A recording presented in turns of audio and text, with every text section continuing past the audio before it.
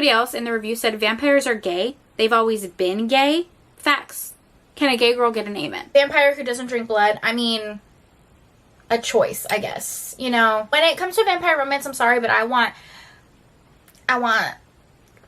the fangs. I don't know what's going on, but this wasn't good. What?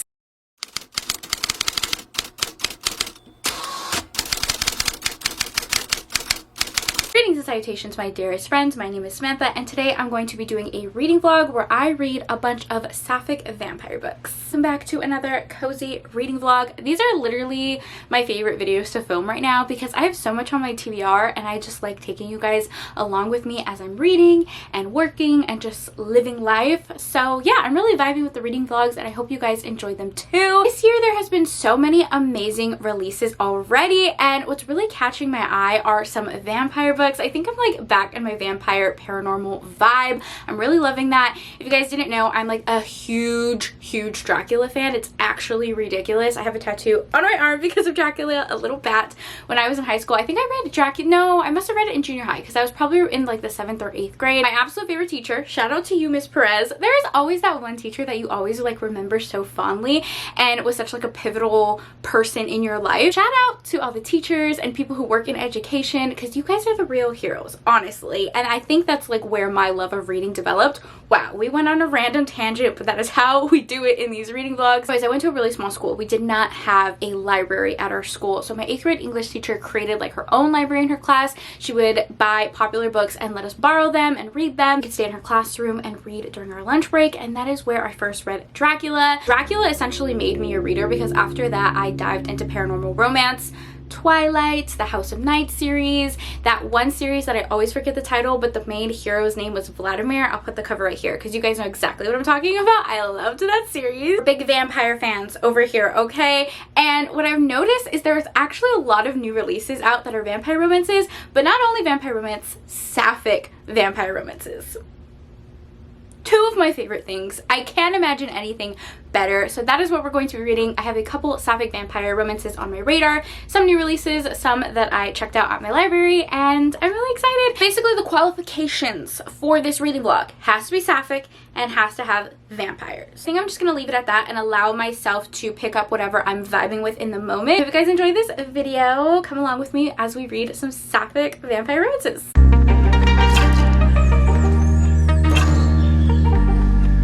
When I'm posting this video, but today is the day after Valentine's Day, hence the flowers and the balloons back there and me wearing my Valentine's Day pajamas. But I have to get some work done today, so we're going to listen to our first audiobook. To be transparent, I have been up for hours and I've already started it. So the book I decided to start off with because my library had the audiobook is The Coldest Touch by Isabel Sterling. This is a sapphic romance. Obviously, one of our heroines is a vampire and the other is what they call a death oracle, which means that she can sense somebody's death when she touches them.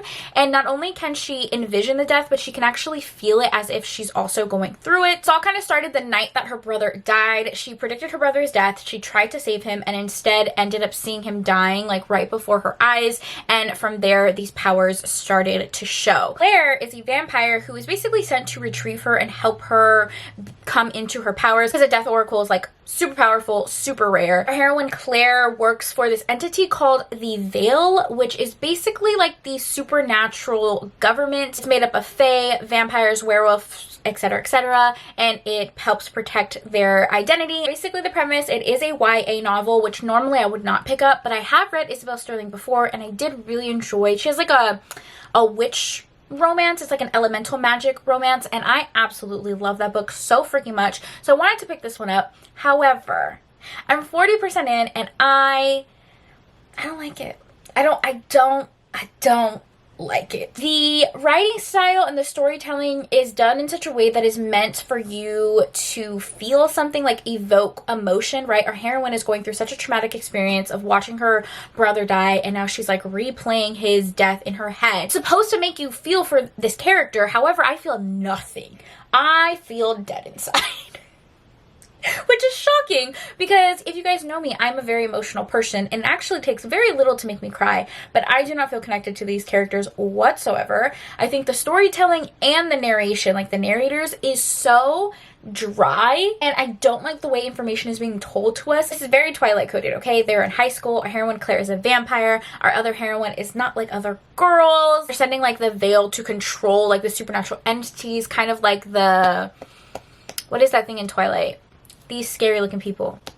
Not the Valkyrie, because that's Greek mythology and Thor. The Voltaire.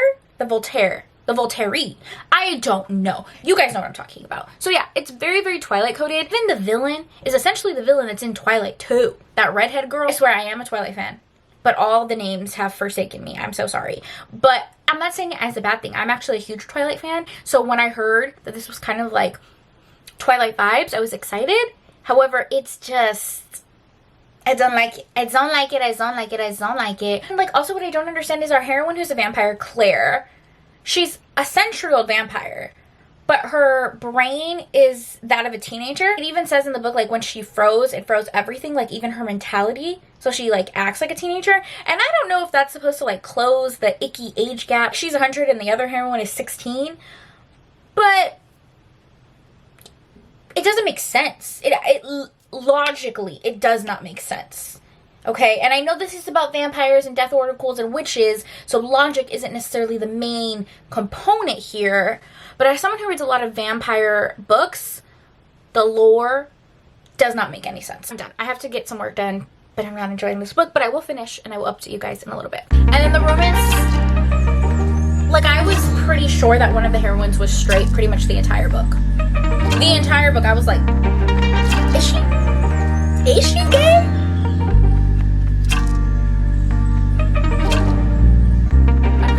It did not get any better from my last update. I'm gonna give this book 2 stars. I thoroughly did not enjoy it. I did not enjoy any piece of this book. I feel like super disappointed because I do love her other books, and I know it's not like a YA thing because I do enjoy some YA books, but I just feel like this was done so poorly and I feel bad saying that.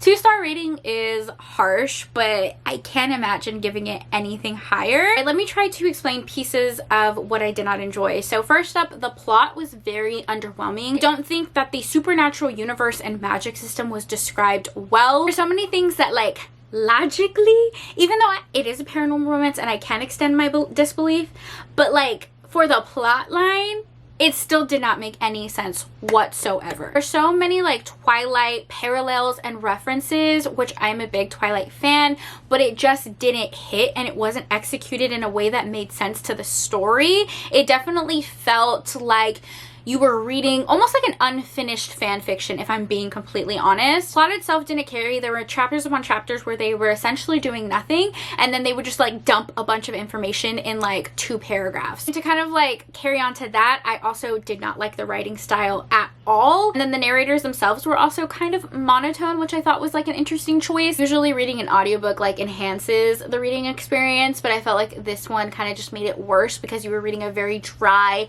type of writing style with very monotone narrators. And I'm not docking any points for the narrators. Like, obviously I don't think that's the author's fault, but I'm just adding it to my critique. And the romance itself, it was slow burn, which I don't mind slow burn, especially in YA. However, I do not think that our characters were well suited for each other. In fact, I felt essentially 0 chemistry between them. The main heroine, who was a vampire, was kind of insufferable. She was naive and selfish and vindictive and kind of petty. I was like very confused because we were like 60% in and one of our heroines was still identifying as like a straight woman. Side characters in this book that I was actually thinking were a better match for our main character than the vampire was. So there's that. I don't think I would recommend this to anyone. There's really nothing good that I can think about this story except the cover is really pretty. If you want to read a YA book that has a cool magic system by this author, I would highly recommend These Witches Don't Burn. It is a first in a series and it is one of my favorite YA novels ever. I really enjoyed that book. This is basically a sapphic witch romance. Our heroine Hannah has elemental powers. Different witches can control different elements: water,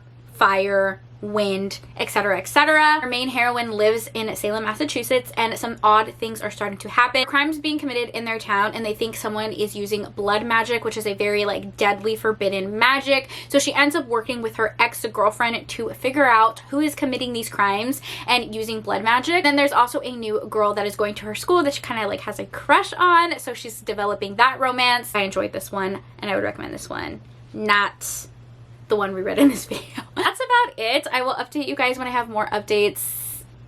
Ciao.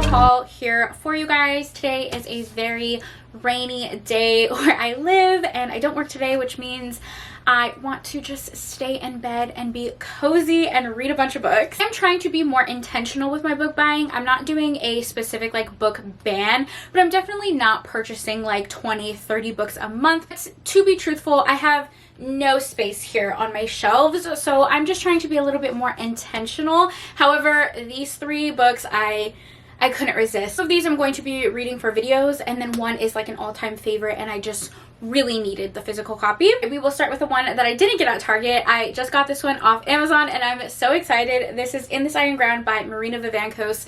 The reason I'm so excited is because Marina Vivancos is my all-time favorite author, like hands down, not even a question. It was kind of devastating because all her books were only available through ebooks. Like she had no physical copies of her books, but now she's slowly releasing all of her books in paperback, and I'm so excited. I also got Trust of the Emerald Sea by Brandon Sanderson. I've never read a Brandy Sandy book. I don't know too much about it, but I do know that people are absolutely loving it, so I plan to read it in a fantasy reading vlog. And then the last book I picked up at Target is the one we're going to be reading next in this video, and that is An Education of Malice by S.T. Gibson. This is pretty much the entire reason I'm doing this reading vlog. I absolutely loved A Dowry of Blood, so I wanted to read this one. It's sapphic, dark academia vibes. Cannot wait to read it. I'm gonna pick this one up next because I need a win. I need a win. The last book we read, that was such a flop, and I'm so sad. So I need to read something good, and I just feel like this is gonna give it to me. I also have the audiobook, so I might listen and read at the same time. What's interesting is this is sapphic, dark academia vibes, but it's also a Carmilla retelling. I've never read that. Should I? Probably. Yeah, I actually should. I'm gonna read this. It's a cozy, rainy day today, so I hope to just like cuddle in bed and get some pages read. That rhymed.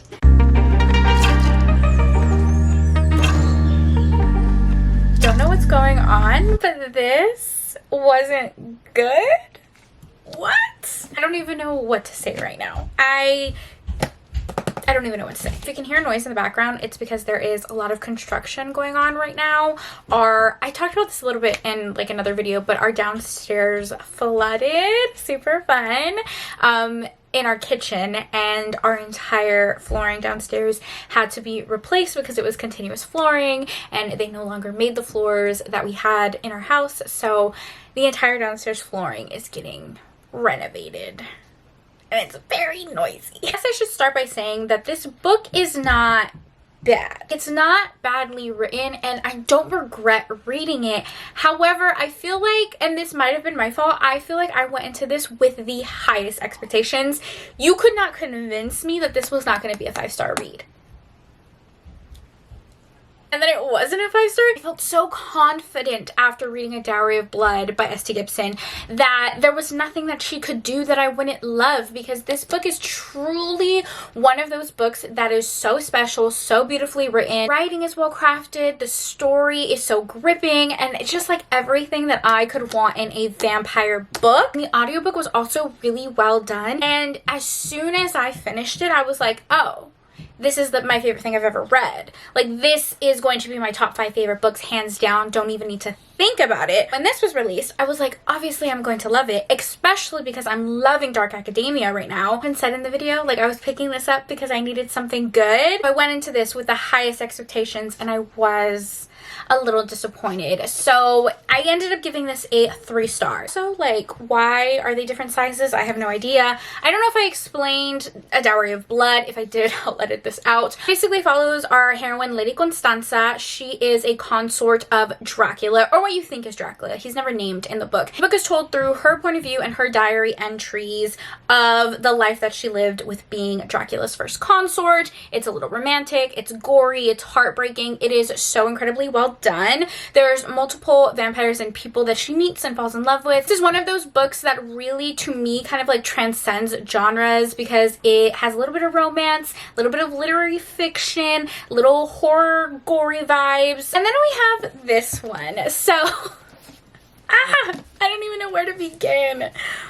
This video is not what I expected it to be. So this one is a vampire book, sapphic, dark academia vibes. It is told in a dual point of views. One of our heroines, her name is Laura. She is a new student to this very prestigious college, and she immediately is enthralled by her professor. So she is a freshman navigating this school and all of the dark secrets that it holds. And then it follows Carmilla, who is also there for this poetry professor, Miss De La Fonte. She is like her star pupil, okay? Carmilla and the professor have quite an interesting dynamic. There's a lot of darkness and manipulation and hero worship going on throughout this book and their relationship with their professor. Laura and Carmilla are essentially academic rivals because they are both kind of like vying for that spot of being her star pupil, and it follows their romance. Not a spoiler because you kind of realize this as soon as you start reading the book, that the professor is a vampire and they are just kind of like enthralled by her. It has the setups to be such an amazing story, but what I feel like really kind of let me down was the pacing. Essentially, for the first 60%, 70%, there is nothing happening. Romance isn't really developing, the plot isn't developing, there's just a lot of nothing going on. I spent a lot of time just poring over literature and writing poetry, and there's really nothing that is developing the plot. I did say I've been in a dark academia mood, and that's because I've read some dark academia recently that I really enjoyed, like Serpentine Valentine by Gianna Darling. I love that book so much, but sometimes I do struggle with this subgenre because it can come off a little pretentious, especially because they are pulling so much information from classic literature. It just sometimes feels a little pretentious, and the writing of this did. The writing of this book felt seductive and lyrical and classic, versus this one felt a little dry and pretentious and unnecessary. It was so slow for really no reason, in my opinion. The last 20% is really what pushed this book forward. The plot started to pick up, the relationship between our two heroines started to pick up, and I just wish we got more of that. Both of our characters kind of just like let stuff happen to them or around them. They weren't really questioning what was happening. They weren't really trying to figure out more. And again, I don't want to say this is a bad book because it's not. It just, in comparison to this, it was a letdown. If I read this one first, I'm sure I would have different feelings. I think what would have been really cool for the author to do is if we got some chapters in the professor's point of view, the vampire's point of view. I feel like that would have made things a little bit more interesting. Yeah, those are my thoughts on this book. Not bad, but not great. A little disappointed, a little sad. Definitely not how I expected this video to go, because like sapphic vampires, those are two of my favorite things. So I'm going to take a step back and I'm going to reevaluate my TBR because I feel like we need a win. It's so rare for me not to like a sapphic book or a vampire book. Like, those are my favorite tropes. So it feels so weird that in this video right now we have a 2-star and a 3-star. So I'm gonna think about my next read and try for that 5-star, and I'll update you guys later. I think I do want to show you my Dracula collection because you guys know I'm obsessed with Dracula. So I do have a little space on my shelf for all of my Dracula editions or like Dracula retellings. So I'll show you that right now. Okay, sorry if the angle of this is weird, but these shelves are kind of tall and I'm very short. So right here is all of my Dracula editions and then some vampire or Dracula retellings. I do have more retellings that just don't fit up here, but yeah, that's all my books. A skull up there, a little back cup, and then right there, those are all of my Phantom of the Opera romances. You guys know I also love Phantom of the Opera, so I just keep them together. So that's what that looks like. I'll show you some of my favorite editions. This was a gift from my friend Tiffany from Tip Talks Pages. One of my favorite editions. It's absolutely stunning. This is a Penguin Random House edition, but the UK version. And then I love how like the end pages are just little bats. This one is another Penguin Random House edition. I love like these leather bound hardbacks. This one is another favorite. This is a Paper Mill Press edition. I love this one because it's almost like velvet. I don't know if you can tell the texture, but it's like this velvet texture. This is another Barnes & Noble edition. It's like this leather bound red cover. This one has black sprayed edges. I have no idea where this edition is from. It was a Christmas gift from my parents, but it is really pretty. I think they got it off Amazon, but it says it's a fingerprint classic. I have no idea what that means. This one has gold sprayed edges. Beautiful. I probably told you I'm just showing you my favorites, but they're all my favorites, so I have to show you all of them. So this is another one I got. I got this one at a used bookstore. I got this at the booktuber trip in Atlanta that I took with a bunch of my friends. And this one has bat sprayed edges, which is really what made me pick it up. And the cover is also kind of velvety. This is the last edition I'll show you. It's still in the wrapping. This is a Barnes & Noble exclusive. It's Dracula as well as some other classic stories, and it's like a bind up with silver sprayed edges. And then this is a closer look at the cup that I have up there. It is a simple modern cup with little bat detailing.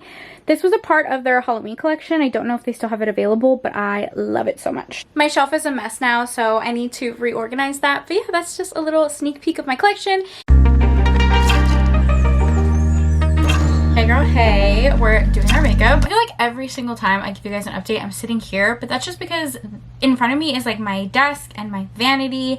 I do my makeup here, I edit my videos here. If I'm working, I'll set up my little monitor here. This is like my main desk in my room. So that's why I'm always sitting here. Quite a few makeup to try. I just bought some makeup off of Shop Miss A. I think I've talked about that website before. It's basically this website that sells very affordable makeup.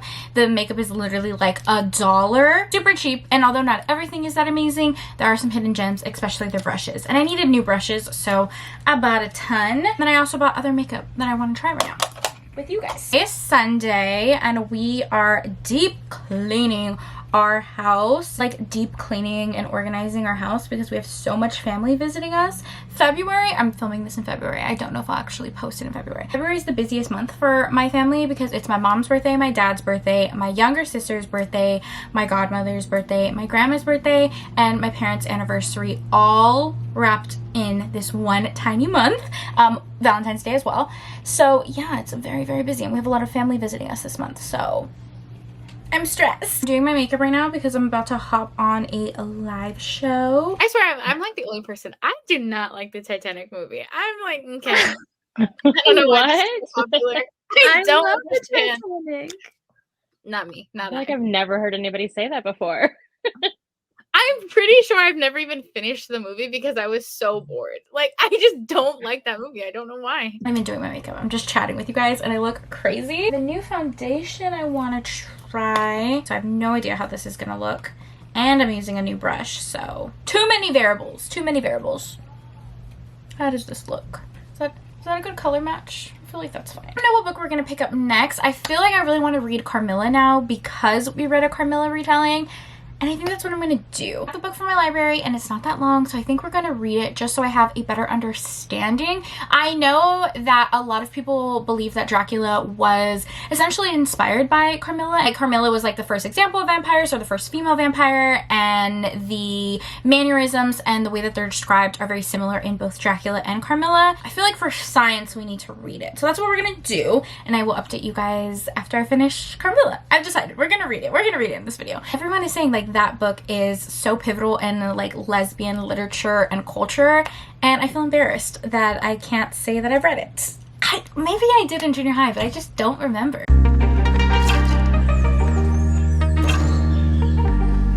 I'm still reading Carmilla. Yes, I am. However, we read another book for this video, and it was another dud. I don't know what is happening. I did not intend for this to happen. I really thought that the books that we were going to be reading in this video were all going to be 5 stars. Truly, that's what I felt in my heart. Because, like, sapphic and vampires, my favorite things. But I don't know. I'm just so disappointed. I'm so sorry. Anyways, we read a book. Yeah. Let's talk about it. So the book that we read is Good Enough to Eat by Allison Gray. I didn't give you any updates because I literally finished this in one sitting. It was a pretty short audiobook. Obviously, this is another sapphic vampire romance. One of our heroines is a vampire and the other is a djinn. So like a genie in a bottle, gotta rub me the right. I'm a genie in a bottle, baby. So they're both supernatural creatures. Our heroine, who is a vampire, is actually trying to not drink blood, which is interesting. Something happened where she like lost control, had uncontrollable bloodthirst, and like almost killed someone. You know, vampire tings. She feels real guilty about it though, so she decides that she is going to stop drinking blood, human blood, cold turkey. And in doing that, she goes to a Alcohol Anonymous meeting. So an AA meeting to help her quit the urges. Okay, they're addicted to alcohol. She's addicted to blood. In her mind, it's samesies. So she goes to this meeting. She meets our heroine, who is a djinn. Doesn't know that though. Addicted to djinn. A genie addicted to djinn. Are you with me? Okay, cool. They meet at this AA meeting. They're instantly attracted to each other, and it follows the romance. This one was is terrible. Truly.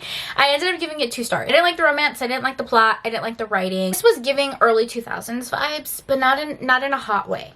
Okay, not in a cute, sexy way. No. There was a lot of pop culture references that just don't hold, like don't stand the test of time, and actually might even be like a little problematic now. So that was really not that fun to read about. The dialogue was just so cringe.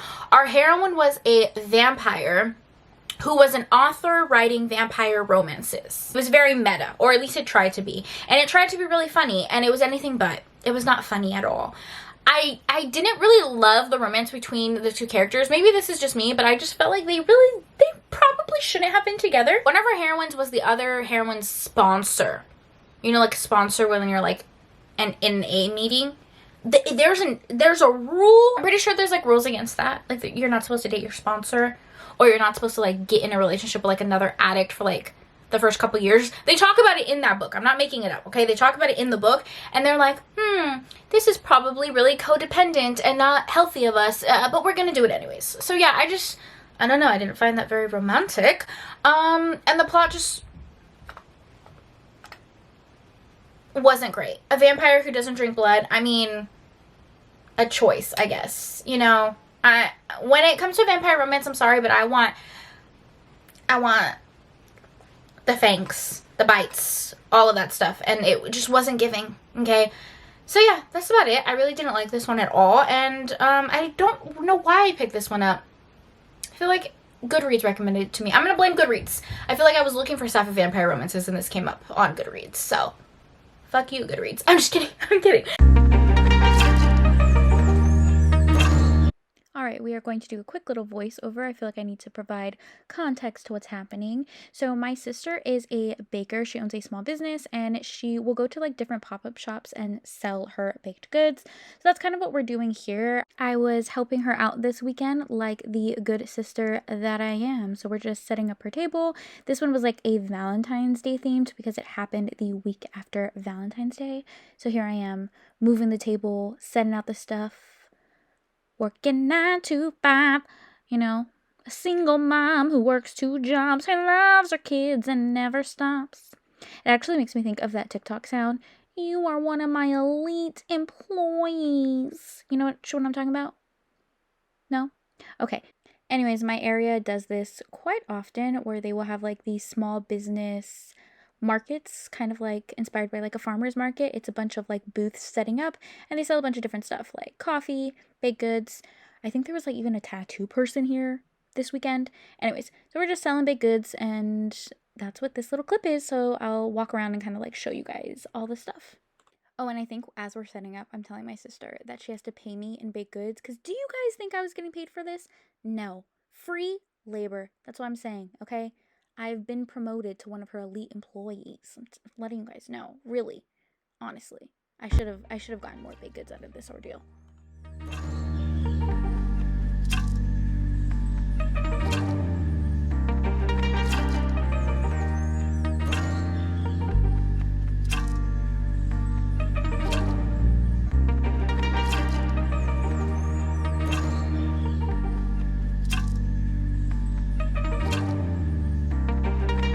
finished eating dinner and I have a package here that I have no idea what this package is, to be completely honest with you. I think it's from Jessica from Peaceful Books. Hey girl, hey. Yeah, I have no idea what this is. She did not tell me she was sending me anything, so we're gonna open it on camera. I have my little strawberry box cutter. I get questions on this a lot from like you guys and my family. Everyone is fascinated by this. It's a strawberry box cutter, and it was gifted to me by my friend Desiree. I have no idea where she got it. So Desiree, my love, my bestie, could you comment below where you got this? I think it was from Amazon. If I had to take a guess, I'm assuming it was from Amazon. Got that for me because before, I'm not even kidding you, I would literally like open boxes with like a razor or tweezers, whatever was in my vicinity. Just finished eating dinner, and me and my family were watching Next Level Chef, which is like our new obsession. We absolutely love that show. This last episode we just watched, it probably won't be the latest episode, not when I'm going to post this, but this last episode, Angela, count your fucking days. If that were me, count your fucking days. She literally, guys, if you know what I'm talking about, this woman pushed this girl on the floor. It was very sad. That was me. That's all I'm gonna say. Okay, let's open this. I'm struggling to open this, even with the box cutter. What is this? Okay. I am a child, truly. Why can't I get this box open? I got it. I got it. I got it. Okay.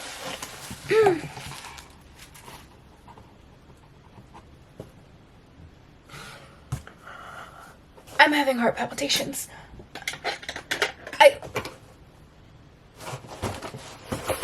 No, you fucking didn't, Jessica. No, you fucking didn't. Guys, my heart is literally beating so fucking hard in my chest right now. Why? Mommy, look at this package. I'm talking to the people. Hi, Jessica people. sent me a package. Hi, people. It's like this limited edition collection of the Sophie Lark book that I wasn't able to get. I didn't even know this existed. It's like an old collection, like before I even like read her. Oh my god. And I was like looking for the copy. This is from Jessica? Yeah. Wow. Historic Jessica. Hellions. Thank you, Jessica, for making my Samantha so happy. What was that smile? What was that smile? You don't like this? Close my door. I can't. Bye. Bye. Oh, I was coming in for a reason. Oh, what were you coming in for? But this is like a limited edition, or this is like a hard to find, or what? It's Jessica. Jessica's the one you do the Hellions with, not Yes. the redhead one. it's the strawberry book. And years ago they did this edition with, I don't even know what book box, Dangerous Romance Book Club. And it's like out of print, and I didn't even know this edition existed, and I was like scouring. I was like looking on eBay and stuff, and it was being sold for ridiculous prices, and she just sent it to me. It was in her collection. She had it. Oh, mommy, that's wonderful. I know. It was in her. It's signed! What? What does WAD mean? WWAD, it's like what would Ada do? Like what would Oh. Jesus do? Oh. But the heroine's name is Ada. Oh, what? And it was just in her collection. It was just in her collection, yeah, and she just gave it to me. Literally, I can't. I literally can't. Like, I'm about to fucking cry right now. Thank you, Jessica, so fucking much. I love you. I adore you. Did I show you guys the cover?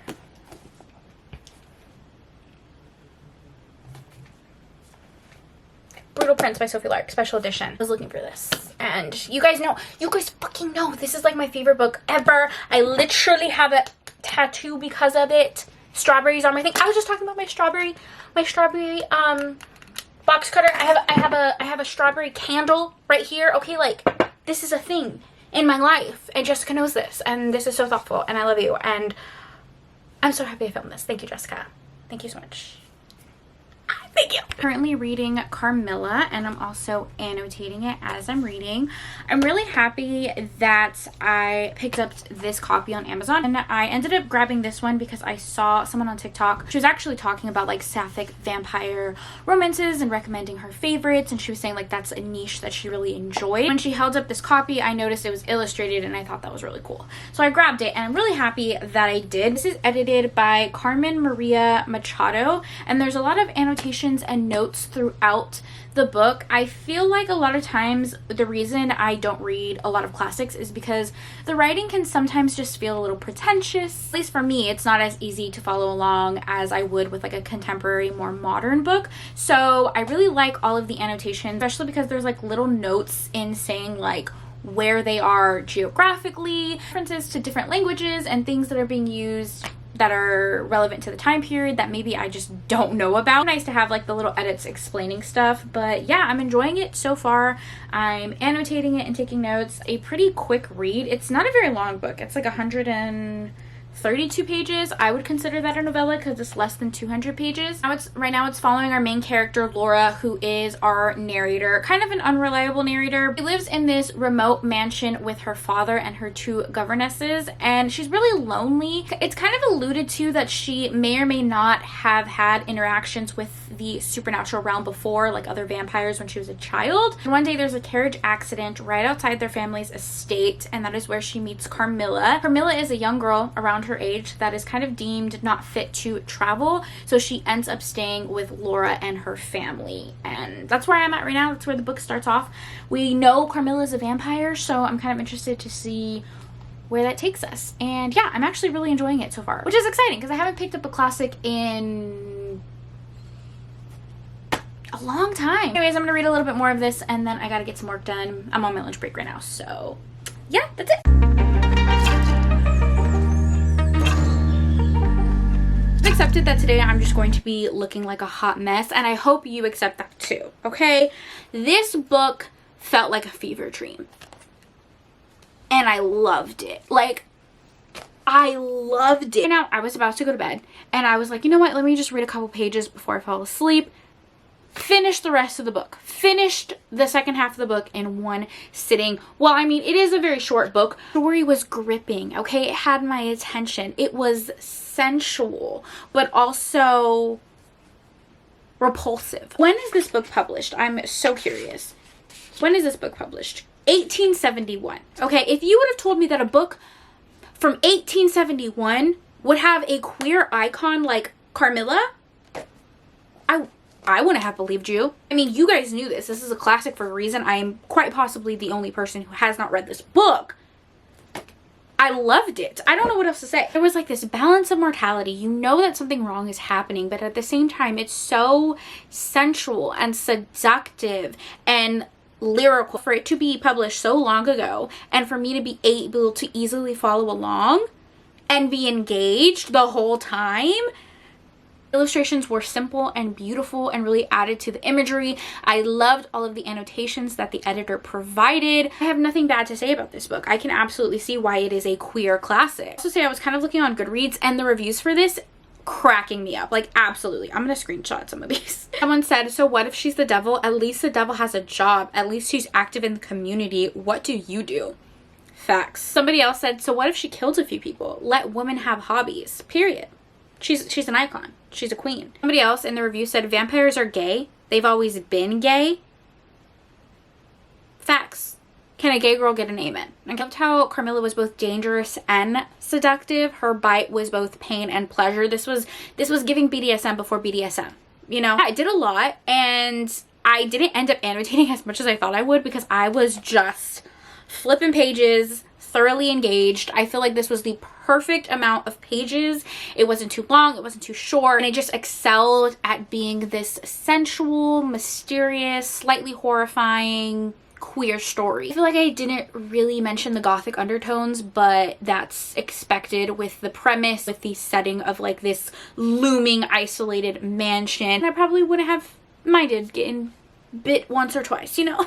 I'm so freaking happy that I read this. I feel like this was the saving grace of this video because the rest of the books we read weren't that great. And I will say, after reading the original classic work, Carmilla retellings that I have read don't really compare to this work. I now want to collect every copy of Carmilla there is, because I have an obsessive personality. Like, that is a brilliant way to end this video, because we're ending it on a high note, and I'm discovering a new classic that I don't know if I would have picked up if I didn't do this themed video. At the end of the day, I will always love sapphic romances, I will always love vampire romances, and now I have a sapphic vampire favorite to recommend to people, which was essentially the goal of this video. I would actually be interested in making a part 2 to this video idea. I don't know if that's something you guys would be interested in, because there are so many more sapphic vampire romances that were on my TBR that I just didn't have a chance to get to in this video. So I'm going to quickly talk about some of those. One of them is House of Hunger by Alexis Henderson.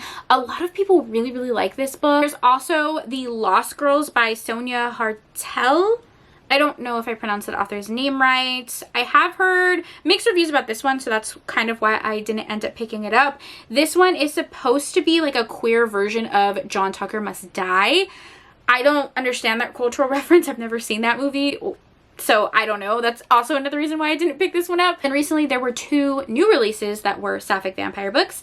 The first one was Honeybloods by L.S. Bell. I think this is a YA novel, and it's supposed to be like a mashup of Twilight and Jennifer's Body, which I think sounds really cool. I've seen those 2 movies. And lastly, there was a new release called House of Crimson Hearts by Ruby Rowe. This one is a sapphic fantasy vampire romance. So essentially it follows one of our heroines who is a vampire hunter, and she is trying to hunt down the vampire that turned her sister. She's out for revenge. She ends up working with our other heroine who is fighting for like the crown of the kingdom. It has like royals vibe, high fantasy, sapphic vampire. Those are all the tropes of this book. I definitely want to read this one, but it's a fantasy book, so it was kind of long. I couldn't fit it into this video. So if you want a part 2, let me know. If not, I'll talk about these books in a wrap up or something. Speaking of wrapping things up, let's wrap things up. All right, we are going to go worst to best. The worst book we read, in my opinion, was The Coldest Touch by Isabel Sterling. I understand this is a YA book and I am not the target demographic. However, I do like some YA novels and I do like other Isabel Sterling books. I just think this one is really poorly written. I didn't feel the romantic connection. The world building made absolutely no sense. It was never explained, and it was left on a cliffhanger as if alluding to there being another book or it being a series, and I just cannot fathom how we could drag this out any further. So I gave that 2 stars. I wouldn't recommend it, and I would just recommend reading her other like witchy coven book, because that one is really good. Next up we read Good Enough to Eat by Allison Gray. I also rated this one 2 stars. I don't think this one was as poorly written as the last book I just mentioned. I just think like this gives very like early 2000s pop culture references that just don't hold anymore. We read An Education of Malice by S.T. Gibson, which I rated 3 stars. However, this book was a little bit of a disappointment because I went into it with such high expectations because I loved Dowry of Blood. The writing style was just very different. I really wouldn't... I know it sounds weird. This is a Carmilla retelling, but if you took out the vampire aspects to it, I feel like that actually would have been a better book, and you could have just focused on the romance and the academic rival portion. The book was trying to do too much and it didn't really excel at anything. And then the star of the show was a book written in the 1800s. Go figure. Love. Absolutely love. I feel like an idiot for not reading it sooner, and I would highly recommend to anyone who likes vampire books. All right, I know this was a very long video, my friends. Thank you guys if you guys have stayed this long. If you stayed this long, let's leave some emojis in the comments down below. What other emoji are we going to leave other than some vampires? Leave some vampires down below. I know there's an emoji for that, and it will fit the theme of the video. So thank you guys so much for taking time out of your day to spend time with me. It means the world to me. I hope you guys are all staying happy and healthy, and I will see you in my next video. Bye!